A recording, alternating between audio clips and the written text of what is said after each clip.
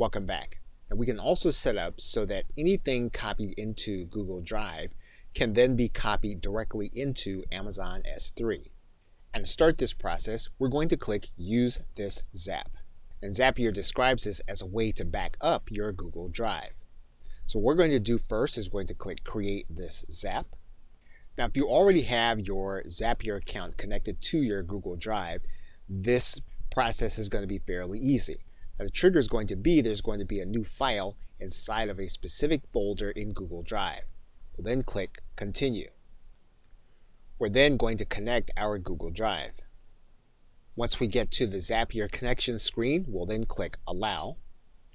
We'll then click Save and Continue. We'll then choose a folder already on our Google Drive. We'll then click Continue. We're then going to send a test by clicking Fetch and Continue. Once we do that, we'll then click Continue. And then we're going to set up our connection with Amazon S3.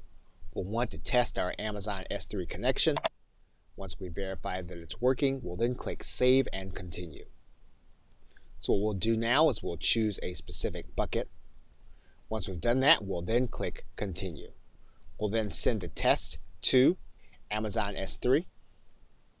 Once we verify that it works, we'll then click Finish. And we're now ready so that every time our Zap runs, files in Google will be transferred and copied over to our Amazon S3. Okay, so with that, thanks, and I'll see you in another video.